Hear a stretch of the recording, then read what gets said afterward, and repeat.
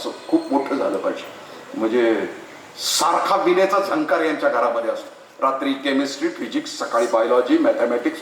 म्हणजे त्या बाळाला वेळच नसतो श्वास घ्यायला. 10वी आणि 12वी म्हणजे अंतिम. सगळ्यात जास्त माझ्या आयानो बापानो सगळ्यात जास्त आत्महत्या गेल्या वर्षी झालेत 12वीच्या निकालाच्या आदल्या दिवशी. किती लेकरांचे? शेकडो लेकरांचे. सगळ्यात जास्त ब्लड प्रेशर आईचं आणि बापाचं कधी असतं? 10वी आणि 12वीच्या निकालाच्या वेळेला. 10वी आणि 12वीला बाळ कार्टा कार्टी गेली. 9वी पासून प्रचार सुरू असतो. आमचा बाळ्या आमची बाळी, पुढच्या वर्षी 10वीला आहे, पुढच्या वर्षी 12वीला आहे. नुसता गाजा वाजा गजर. मग अख्ख्या पाहुण्यांनी समजून घ्यायचं की ह्यांच्या घरीच जायचं. कारण 10वी आणि 12वीला बाळ्या किंवा बाळी असेल तर घरचं वातावरण असं असतंय की जणू आत्ताच कोणाचं तरी 10वा किंवा 12वा असतं. घरात पूर्ण शांतता. मी उपायुक्त असताना पुण्याला आमच्या सरकारी चाळीमध्ये, आमच्या क्वार्टर्समध्ये आमचा मित्र एक डेप्टी कलेक्टर, त्याची मुलगी 12वीला होती. तिच्या वडिलांना लिहूनच टाकलं होतं, माझी मुलगी 12वीला आहे, आमच्या घरी कुणी यायचं नाही. पुणेरी पाटी. मुलगी पण इतकी हुशार की निकाल लागल्यानंतर 6च्या 6 विषयामध्ये नापास झाली. 10वी आणि 12वी म्हणजे अंतिम. हे असं नसतंय. मग त्याच्यासाठी मी आता सांगितलं की विद्यारूपेण संस्थेत मग सगळी जी आई आहे, सगळं उत्कृष्ट पालकत्व काय? ती थोडी शांती रूपेनं पाहिजे, ती थोडी दुर्गा देवेनं पाहिजे, ती थोडी अन्नपूर्णा देवेनं पाहिजे, ती थोडी विद्या रूपेण. ह्या सगळ्याचं आम्हाला कमिशन एक घट्ट अशी ती आई पाहिजे. मॅच्युअर पालकत्व त्याला असं म्हणतात. आणि मग तिचे बाळ.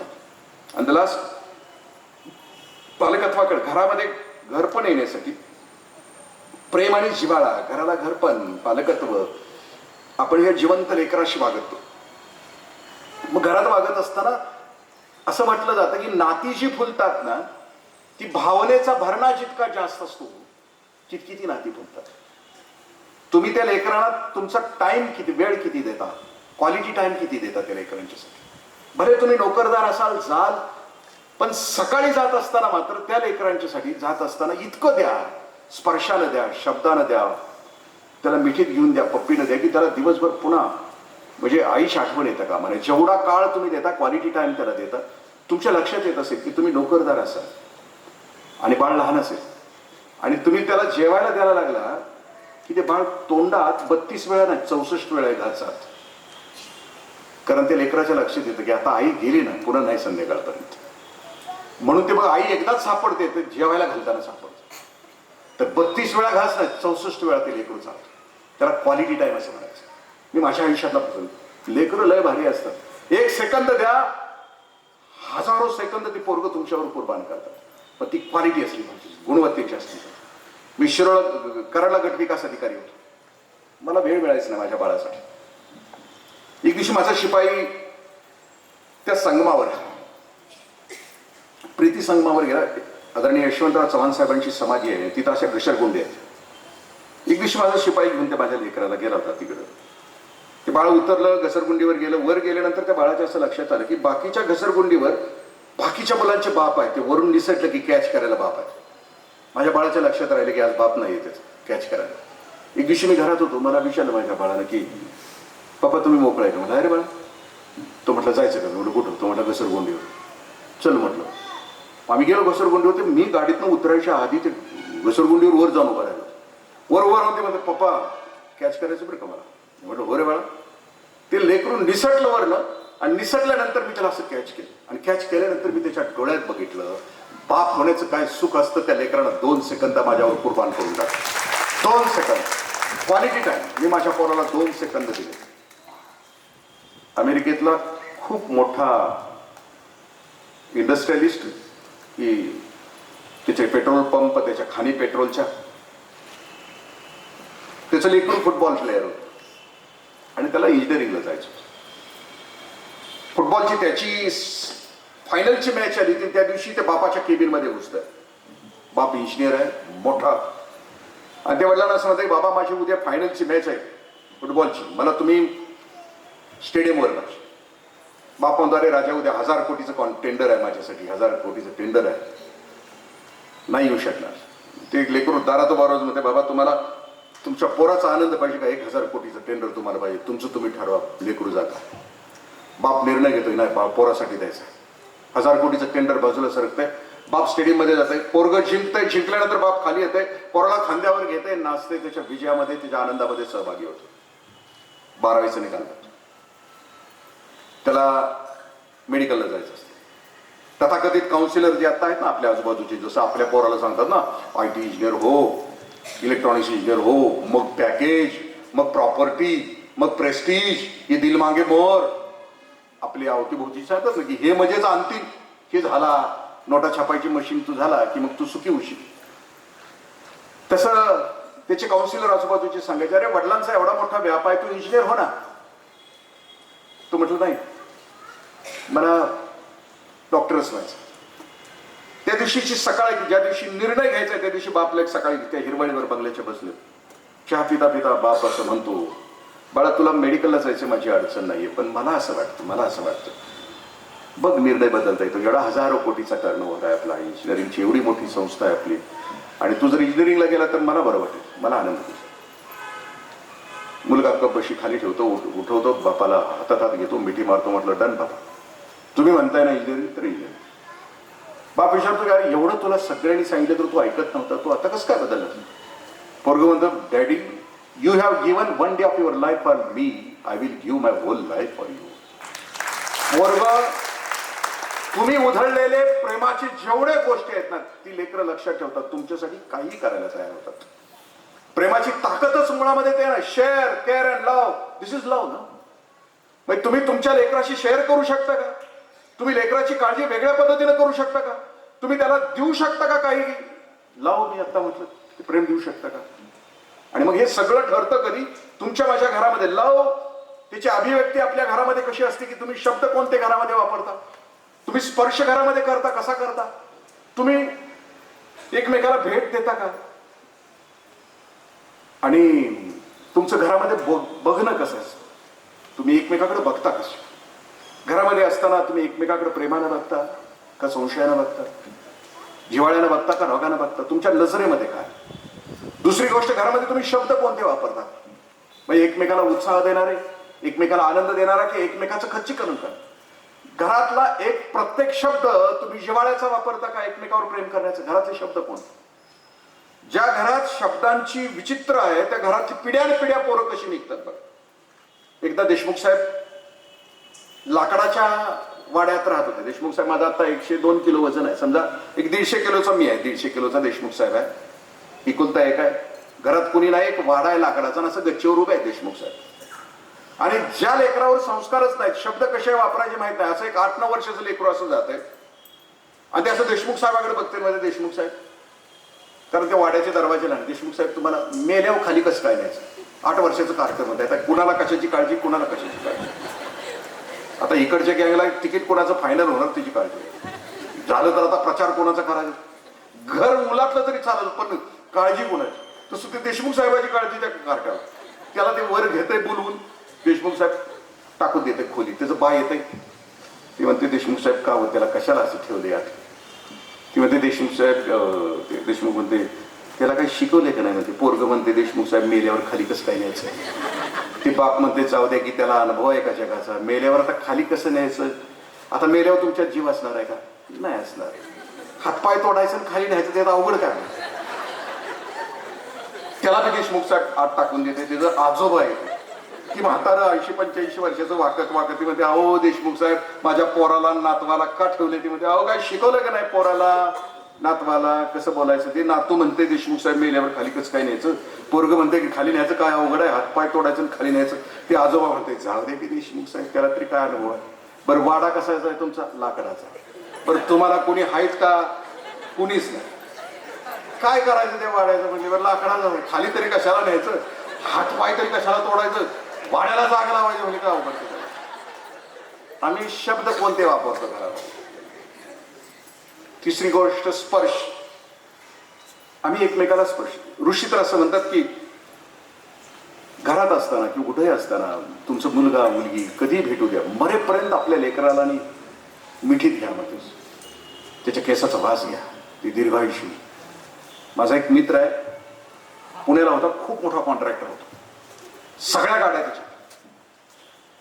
पुण्यातल्या नामवंत तथाकथित, जशी तुम्ही अकॅडमी म्हणता ना तथाकथित, अशा मोठ्या अकॅडमी, तशा मोठ्या शाळेमध्ये पुण्यात, मी नाव नाही घेत, त्या शाळेमध्ये लेकरं होती दोन्ही.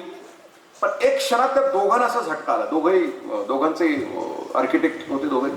दोघांची फर्म, सगळ्या गाड्या विकल्या, लेकरांना तिथनं काढलं आणि कोल्हापुरातल्या एका खेड्यामध्ये ती येऊन राहिली दोघं.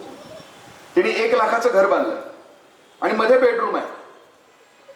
त्यांचा तिथला संसार असा की त्यांनी एक मोटरसायकल त्यांच्याकडे आहे, चौघांच्या 4 सायकली आहेत. 20 किलोमीटरच्या आतला प्रवास असला तर चौघं पण सायकलनं करतात. 50 किलोमीटरचा असला तर मोटरसायकलनं करतात. 50 किलोमीटरच्या पुढचा असला तर एसटीनं करतात. ते सांगतायत की साहेब तिथं मी इतक्या मोठ्या फ्लॅटमध्ये राहत होतो, इतक्या गाड्या होत्या, पण मी सुखी नव्हतो. आज मी गावामध्ये सुखी आहे. सामान्य शाळेमध्ये माझं लेकरू आहे. आणि मी त्याला शेवटचा प्रश्न विचारला की तुमच्या बेडरूम मध्ये तुम्ही खाली झोपता आणि माळ्यावर पोरं दोन्ही झोपतात. एक 8वीला पोरगा आहे आणि एक 4थीला पोरगा होतो. ठीक आहे. तर ते असं म्हटले की 16 वर्षापर्यंत पोरांच्या हृदयाचे ठोके आईबापाला ऐकू आले पाहिजे. आणि हे आम्हाला पुण्याच्या फ्लॅट संस्कृतीमध्ये नाही कळलं आम्हाला. आता मात्र इथं आम्हाला कळलं. पुण्यात आम्ही एकमेकाला जेवढे भेटत नव्हतो तेवढे आता आम्ही इथे एकमेकांना भेटतोय. माणसानं माणसाला भेटावं हे पुण्यामध्ये कधीच आम्हाला कळत नव्हतं. आता आम्ही इथं जगतो. मग करोडोच्या संपत्तीचा ठोकर दिल्यानंतर त्यांना जीवनाचा आनंद कळला, कुटुंबाचा आनंद कळला, कुटुंबाचं सौख्य त्यांना कळलं, स्पर्श कसं कळला. माझी लातूरला व्याख्यान होती, सलग 3 दिवसाची होती. मी एका प्रतिथयश डॉक्टरांच्या घरी राहिलो होतो. ते डॉक्टर सकाळी 5:30 वाजता खाली जायचे, ऑपरेशन्स करायचे, ओपीडी करायचे, राऊंड मारायचे, संध्याकाळी 7-7:30ला वर यायचे. वर आल्यानंतर त्यांची जी दिवसभराची एनर्जी बॅटरी होती ती सगळी डाऊन व्हायची. ते मला सांगत होते, वर आलो मी, बॅटरी डाऊन झालेली असायची, सगळी एनर्जी गेलेली असायची. वर आलो की माझी आई 80 वर्षाची, 85 वर्षाची अण्णा सोफा सेटवर बसलेली असायची. मी वर आलो की आईच्या कुशीत जायचो. 10 मिनिटं आईच्या कुशीत मी असायचो. 10 मिनिटानंतर आईच्या कुशीतनं बाजूला गेलो की सकाळी जेवढा ताजा तवाना होतो तेवढा ताजा तवाना मी आईच्या कुशीमध्ये अवघ्या 10 मिनिटामध्ये व्हायचा. जगातला सगळ्यात पॉवरफुल चार्जर यामध्ये कोणता असेल जगातला तर आईचा स्पर्श आहे. आणि तो आम्ही आमच्या लेकरांना देतो. आम्ही स्पर्श कसे करतो घरात. आणि शेवटची गोष्ट आहे की लक्षात ठेवून आम्ही प्रेमानं, म्हणजे शब्दाच्या बाबतीमध्ये आणखीन एक आहे, पुरुषाच्या जातीच्याकडे जर आम्ही ओळखतोय. घरातलं प्रेम. तुम्ही सगळ्यांनी स्वतःला प्रश्न विचारला की तुमची लग्न झाली 10, 15, 20 वर्ष. आईच्यानं स्वतःला प्रश्न विचारा, लग्न झाल्यानंतर बायकोच्या वाढदिवसा दिवशी किंवा तुमच्या अॅनिव्हर्सरीच्या दिवशी कधी बायकोच्या डोळ्यात डोळे घालून तुम्ही आय लव्ह यू म्हटलंय? नाही. कधी पाहुणे आले घरी, दिवसभर काम केलंय बायकोनं, तिला कधी म्हटलंय थकलीस का? नुसतं म्हणा, दुसऱ्या दिवशी इचलकरंजीच्या सगळ्या भाज्या तुमच्या ताटात नाही आल्या, बोललोच नाही. ह्या राष्ट्राला लय काही लागत नाही की तुम्हाला फोन करते दिवसातनं एकदा, कधीतरी अर्जंट असतं तिला, तुम्ही उचलताना काय म्हणता, थोड्या वेळानं करतो. थोडा वेळ तुमचा उजेडत नाही, रात्रच तुम्ही घरी येता. अरे राजानो, 7 फेरे काय मारले, कुंकू तुमचं, मंगळसूत्र तुमचं, पोरग पोटात घेऊन 9 महिने वागवलं नाव तुमचं. लग्न केलं काय, अख्खा भूतकाळ विसरली, तुमच्याजवळ काय, तुमच्या सोबत काय जगायला लागली. तिला तुमच्याशिवाय कुणीच नाही. आणि तिचा फोन आला की म्हणता की थोड्या वेळानं करतो. इथून पुढं आईची शपथ आहे, राष्ट्राचा फोन आला की उचलला गेला पाहिजे. राष्ट्रपतीचा आला तर कट केला तरी चालेल, पण घरच्या राष्ट्राचा आला की फोन उचलला गेला पाहिजे. याला म्हणायचं प्रेम. थकलीस का, शब्द किती भारी आहे ना, थकलीस का. आमचा मैत्री कोल्हापूरचा तो म्हटलं, मी म्हटलं वापर की हे सूत्र वापर आहे. तिची बायको राहणार, ही 6 वाजल्यापासून गटून बसले, थकलीस का, थकलीस का. तिला गावात काढायला उशीर झाला, ती उशीर आली तर गडी तापलेला. तिने गावात टाकल्यावर ती घरात शिरल्यावर तुझ्या आईला तुझ्या थकलीस का. शब्दामध्ये तितकं प्रेम आहे. म्हणजे घरामध्ये अशा प्रकारचे शब्द आम्ही वापरतो. आणि मी म्हटलं की लक्षात ठेवून प्रेझेंट आणणं, देणं प्रेझेंट, छोटंसं का होईना. आपल्याला जुन्या 11वीमध्ये एक इंग्लिशमध्ये कहाणी होती. त्याचं तिच्यावर प्रेम होतं, तिचं त्याच्यावर प्रेम होतं. तिचं त्याच्यावर प्रेम यासाठी होतं की त्याचं तिच्यावर प्रेम यासाठी होतं की तिला केस खूप लांब होते, सुकेशिनी, असे लांब केस. कुणाला कोणाचं काय आवडेल सांगता येत नाही. तुम्हाला कोणाचं काय आवडलंय तुम्ही ठरवा. आणि मग लग्न झालं, घरात मुलखाचं दारिद्र्य, अॅनिव्हर्सरी आली, याच्या लक्षात आलं की विकण्यासारखं काय आहे त्या घरात. तिच्या लक्षात आलं की आता काय आणायचं, नवऱ्याला काय आणायचं प्रेझेंट. तिनं पहिल्या भेटीमध्ये आपल्या प्रियकराला घड्याळ दिलं होतं, त्या घड्याळाचा पट्टा खूप जुना घरात. आपलं सगळं पहिलं आपल्याला आठवतं. मग ती ठरवते की आपल्या घड्याळाचा पट्टा आणायचा, पण घरात पैसे नाही येत. मग ती आरशासमोर उभी राहते आणि आरशासमोर उभी राहून तिच्या लक्षात येतं की मला विकण्यासारख्या घरामध्ये माझी केस आहे गंगावण्यासाठी. केस विकते, नवऱ्याच्या घड्याळाचा पट्टा घेऊन येते. संध्याकाळी तो येतो, जेवतात एकत्र. ती त्याच्या हातामध्ये घड्याळाचा पट्टा देते. तो त्याच्यासाठी तिच्यासाठी ती एक कंगवा घेऊन येणार असते, कारण तिचे केस खूप सुंदर असते.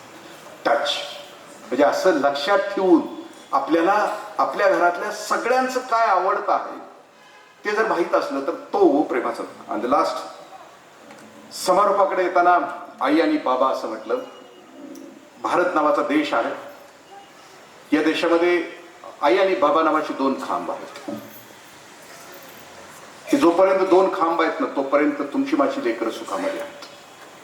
ज्या दिवशी दोन्ही खांबातला एखादा जरी खांब ढासळला किंवा आईचा रोल, आई नसताना आईबाबाचा रोल, बाप नसताना आईबाबाचा रोल, कारण दोन्ही रोलमध्ये भारत नावाच्या देशामध्ये प्रचंड ताकद. मी 12वीला होतो, मी BSc ॲग्रीला होतो कोल्हापूरला. लास्ट इयर होतं माझं. आणि लास्ट इयरला असताना आम्ही एकमेकाला विचारायचो की तू कोण होणार, तू कोण होणार, तू कोण होणार. आमचा धुळ्याचा मैत्र आहे तो म्हटलं काय नाही, आमच्या घरात एक सोन्याचा खांब आहे, तू जपणार. म्हटलं जप, आमच्या बापाचं काय जातं, जाहीरदाराचं बोल. निकाल लागल्यानंतर आम्ही एकमेकाच्या घरी जेवायला गेलो. शेवटी धुळे होतं, धुळ्याला सगळ्यात शेवटी गेलो. कोल्हापूर धुळे गाडी 8ला बसलो, सकाळी 12 वाजता धुळ्यात. घरात गेले गेले आम्ही प्रत्येक जण ते खांब तो करून बघत होतो. आणि त्याला विचारलं कुठं आहे सोन्याचा खांब, सोन्याचा खांब कुठं आहे. ती काय बोलत नव्हतं, गप होतं, सुमकून गप बसलं होतं, अजिबात काय बोलत. आम्ही झोप काढली, जेवायला उठलो, जेवायला बसलो. तिची आई भाकरी करत होती. भाकरी नावाचा एक पदार्थ पूर्वी चुलीवर केला जायचा. चुलीवर म्हणजे त्या सुगरणीनं भाकरी टाकली तव्यावर की त्याला पापड सुटायचा, भाकरीला पापड सुटायचा पूर्वी. म्हणजे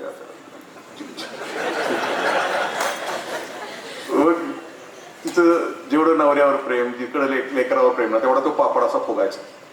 मग आमची आई तवा काय करायची, त्या पापडाला असं भाग पाडायची, त्यात अशी त्याल चटणी वाटायची आणि त्याची कोरावर कोर करून आम्हाला नाश्त्याला द्यायची. 20 वाजावर ब्रेकफास्ट. हे ज्या झक मारेनं खाल्ले ना ते मॅकडोनाल्डमध्ये जाईल का मला सांगा ना, त्याच्यामध्ये किती ताकद. तिची आई आत नाही, उद्या सकाळी भाकरी करण्याचा प्रयत्न करा, कुणी आजूबाजूला नसताना करा. म्हणजे समजा नाही पापड फुटला तर.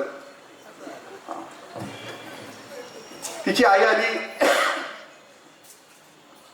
आमच्या तटामध्ये वाढायला लागली. वाढल्यानंतर ती उभी राहिली. आमच्या लेकराला अचानक, त्या मैत्राला अचानक काय झालं माहिती. तिची आई उभी होती, इरकली लुगडं, नऊवारी, केस पांढरे ज्या वयात असायला पाहिजे तसे, डांबरीकरण केलेलं अजिबात नव्हतं, मी आता केलेलं आहे. ती तशी उभी होती, कमरेत वाकलेली होती. तिनं आईला एक प्रदक्षिणा घातली, आईच्या खांद्यावर हात ठेवला. आमच्याकडे बघून ते म्हणलं आल्यापासून विचारताय सोन्याचं खांब कुठं आहे, सोन्याचं खांब कुठं आहे, सोन्याचं खांब कुठं आहे. लास्ट ज्या वाक्याने मी माझ्या व्याख्यानाची सुरुवात केली होती की आम्ही नरक बनवून टाकला आहे, आम्ही आमच्या लेकरासाठी स्वर्ग बनवायचा असेल तर मी एक लास्ट आपल्यासाठी एक घरी गेल्यानंतर एक गझल डाउनलोड करा. पंकज उदास यांनी गायलेली आहे आणि अबू बुखरीने लिहिलेली आहे. त्या गझलची सुरुवात अशी आहे, सुख दुःखता एक अपना अपना होया बेगाना. खूप सुंदर गायली आहे पंकज उदासनी, अनेक हॉलमध्ये गायलेली आहे. पण मी सांगतोय त्या हॉलमधली जर असेल तर पंकज उदासनी कदाचित ती पहिल्या वेळेला गायलेला तो हॉल आहे. तुमच्या माझ्या कुटुंब व्यवस्थेचं वर्णन केलंय. भूतकाळामध्ये कुटुंब व्यवस्था होती कशी. पंकज उदास म्हणतात की आजोबाच्या कालावधीमध्ये आम्ही सुखी होतो. घरात पैसा नव्हता, 2-2 वेळेला चूल पेटत नव्हती, पण आम्ही सुखी होतो. कारण माणसं खरं बोलत होती, माणसं माणसांच्यावर प्रेम करत होती, चोरी होत नव्हती, दरोडा पडत नव्हता, घर गाव सुखी होत. आजोबाच्या काळात ही आमची घरं सुखी होती.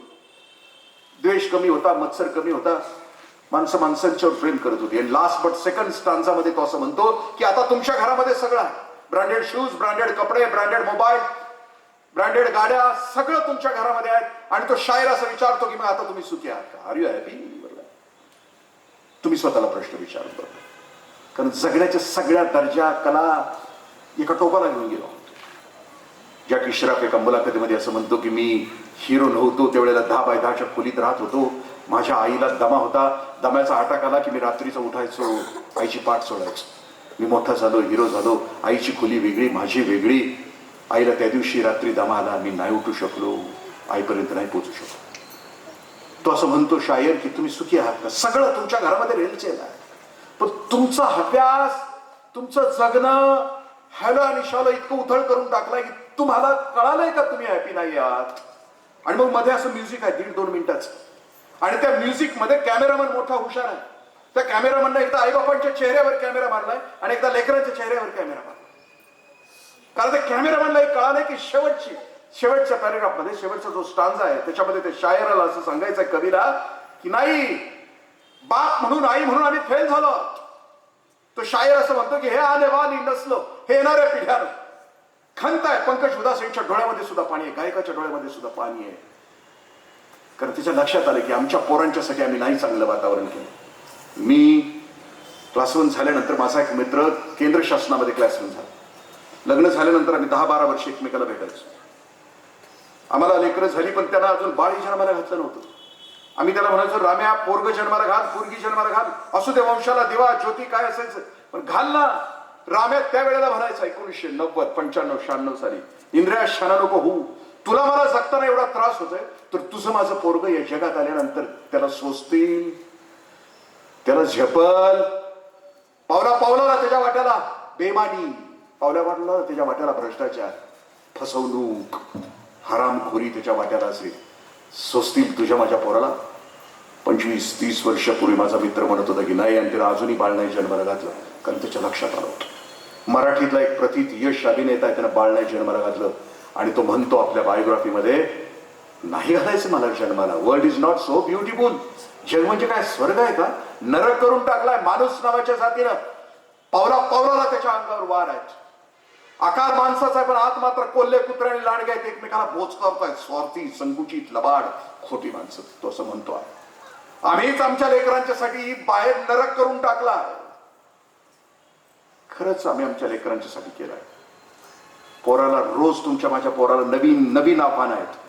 अजूनही हा खोल घाव नाही, अजूनही हा सूर्याना सराव नाही.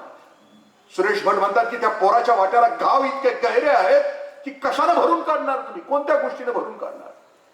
खलील जिब्रान म्हणतो की माणूस नावाच्या जातीनं मरायच्या अगोदर आपल्या पोरांच्या साठी एक चांगलं जग स्वर्ग तयार करून मरायचं असतं. माणूस नावाच्या जातीनं आम्ही सगळे माणसं या सभागृहामध्ये बसलेलो आहोत. तुम्हाला वाटतं की आम्ही आमच्या लेकरांच्यासाठी स्वर्ग तयार केलाय? रस्त्यावर, घरात, गल्लीत, देशात स्वर्ग केलाय तयार? एक विकृती, एक घाण, एक गटार करून टाकला आमचा भवताल म्हणजे. आमच्या लेकरांना ते नको आहे. तो शायर असं म्हणतो की बाप म्हणून, आई म्हणून बाळानं आम्हाला तुमच्यासाठी एक काम करायचं होतं की बाळानं तुम्ही ज्या रस्त्यावरून जाणार आहात ना त्या रस्त्यावर आम्हाला प्रकाशाची बीज पेरायची होती. बाळानं तुम्ही ज्या रस्त्यावर जाणार आहात ना त्या रस्त्याच्या डाव्या उजव्या बाजूला आम्हाला सौख्याची उद्यानं करायची होती. पण बाप म्हणून आम्ही फेल झालो रे पराणो, फेल झालो. तुमच्यासाठी स्वर्ग नाही तयार करू शकलो, आम्ही नरक केला तुमच्यासाठी. पावला पावलाला हिंसा, पावला पावलाला घृणा, पावला पावलाला देश, पावला पावलाला मत्सर आम्ही तुमच्यासाठी बाळानो नाही केलं. असं तुम्हाला याने वाली नसलो, हे येणाऱ्या पिढ्यानं ही पालकत्वाचा जागर मी यासाठी करतो आहे की माझ्या आयानो, माझ्या बापानो, तुमच्या पोटी एक पोरगा असेल तर भविष्यामध्ये या पोरांना आत्या नाहीये, मावशी नाहीये, मामा नाहीये, प्रचंड पोकळी आहे. आम्ही सगळेजण एक झालो तर एक परिवार होईल. चांगल्या माणूस नावाची जात की ज्या जातीमध्ये प्रेम आहे, जिव्हाळा आहे, अशी जात आम्ही तयार करू शकलो तर पोरांच्यासाठी स्वर्ग तयार करू शकू. पुढं तो शायर असं म्हणतो, पुढं आपल्या मराठीमध्ये एक गीत आहे शापित मध्ये, यशवंत दत्त आणि मधु कांबीकरनं म्हटलं आहे, तुझ्या माझ्या संसाराला दिस जातील. मग ते घराचं वर्णन आहे. आणि शेवटचा शेवटचा परिचय देतोय. आणि यशवंत दत्ताच्या मनामध्ये जी मी आत्ता शंका की जी अबुबुखरीनं केलेली ती शंका ती विचारतो आहे. यशवंत दत्त मधु कांबीकरला सोसल का तुझ्या माझ्या पोराला वज सोसल? शांगावर राघात सोसतील हे पोरं तुझं माझं पोरग. पण मधु कांबीकर पॉझिटिव्ह आहे, सकारात्मक आहे. ती उत्तर देत आहे, इवल याशा पणतीचा इवल असा उजेड. तुझं माझं पोरग जे जन्माला आलंय ना ते पणतीहून जन्माला आलंय. जगातला अंधार दूर करणारं तुझं माझं पोरग असेल आणि ते स्वर्ग करून टाकेल जगाला. तुमची माझी पोरं जी करायची आहेत ना ती स्वार्थी संकुचित नको आहेत. अवघ्यानं सुखी करणारी, अवघ जग सुखी करणारी, प्रेस्टीज प्रॉपर्टी याच्या पलीकडचं पॅकेज, प्रेस्टीज आणि प्रॉपर्टी या 3 Pच्या पलीकडचं लेकरू तुमचं माझं असलं पाहिजे. आणि द लास्ट, माझ्या आयानो माझ्या बापानो, या जगामध्ये जनावर सुद्धा पुढच्या पिढीसाठी जगतात. रानात चरणारे आपण कधी जनावर बघितली? तुम्ही जर गाया कधी बघितल्या तर गाया गोल रिंगण करतात, रान गाया, आणि मध्ये वासरानं घेतात. त्या गायांना माहित असतं वाघ आला, सिंह आला तर आम्ही मरू, पण आमची पिल्लं जगायला पाहिजे, वासरं जगायला पाहिजे.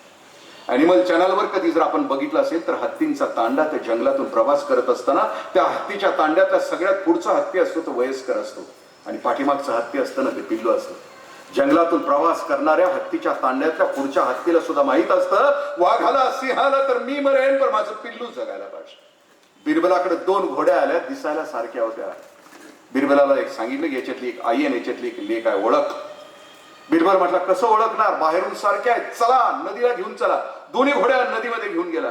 नदीला घोड्या लोटल्यानंतर एक घोडी पुढे होती, एक घोडी पाठीमागे होती. बिरबल म्हटला पुढे आहे ना ती आई आहे, पाठीमागे आहे ना ती लेक आहे. कारण घोडीला सुद्धा कळतं की पाण्याचा प्रवाह गतीनं आला तर मी मरेन पण माझी लेक जगायला पाहिजे. त्या घोडीला सुद्धा कळतं की पाण्यामध्ये भोवरा असेल तर भोवऱ्याच्या तळाशी बुडून मी मरेन पण माझी लेक जगायला पाहिजे. अरे जनावरांना कळतं की पुढच्या पिढीसाठी जगायचे. आमची माणूस नावाची जात आहे, आम्हाला सांगायला पाहिजे ना, आम्हाला जागं व्हायला पाहिजे ना आपल्या लेकरांच्यासाठी. त्यांच्यासाठी आम्हाला स्वर्ग तयार करावा लागेल आणि त्यासाठी तर पालकत्व नावाची जबाबदारी पार पाडून आपल्या लेकरांना हॅपी करत आम्ही हॅपी होतो, जग आनंदानं जगावं एवढीच प्रार्थना करतो. जवळजवळ 1.5 तास मी आपल्याशी बोलतो. याच्यात माझं कोणताच शानपणा नाही आणि माझ्या वक्तृत्वाचा कोणताच भाग नाही. मला माहित आहे की तुम्हाला तुमच्या पोटी जन्माला आलेलं बाळ आहे ना ते खूप अनमोल आहे, त्याचं भान आणि जाणीव आहे म्हणून तुम्ही 1.5 तास ऐकता. नाहीतर कुठल्या येड्याचं तुम्ही ऐकलं असतं. की तुम्हाला वेळ आहे का सांगा ना, अजिबातच वेळ नाही, कुठंच वेळ नाही तुम्हाला. तरी परंतु तुम्ही वेळ काढून इथं बसलात. खरं तर वेळ बघा ना 8:30 प्राईम टाइम, आयानो गेलं ना 7 ते 9.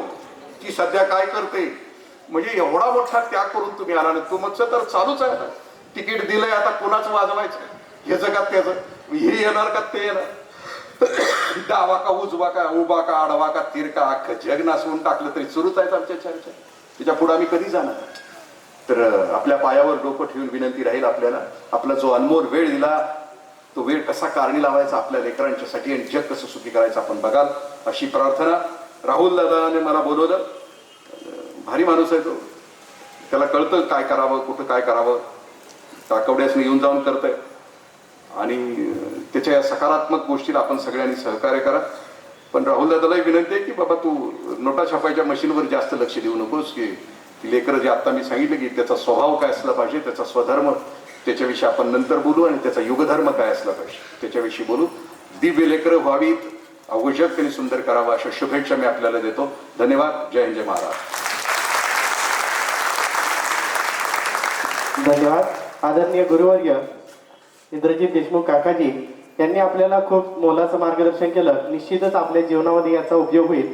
आदरणीय काकाजींना जे अनुभव मिळाले त्यांच्या अनुभवातून त्यांनी पुस्तक लिहिलेलं आहे आणि ते पुस्तक मागे विक्रीसाठी ठेवलेलं आहे.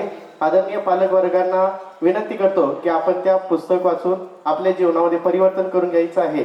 त्या पुस्तकाचे नाव आहे जाता पंढरीशी. आदरणीय काकाजींच्या लेखनातून ते पुस्तक छापलेलं आहे. या ठिकाणी वेळात वेळ काढून गुरुवर्य आदरणीय इंद्रजित देशमुख काकाजी आम्हा सर्वांना मोलाचं मार्गदर्शन केले. त्यांच्याबद्दल प्रथमतः आदरणीय काकाजी तसेच श्री शांतीनाथ एज्युकेशन सोसायटीचे सर्व पदाधिकारी तसेच आमचे सर्व पत्रकार बंधू आणि तसेच सर्व जे सुज्ञ पालक आहात या सर्वांचं या ठिकाणी या कार्यक्रमामध्ये आल्याबद्दल सर्वांचा आभार मानतो आणि आजचा हा कार्यक्रम या ठिकाणी समाप्त झाला असा जाहीर करतो.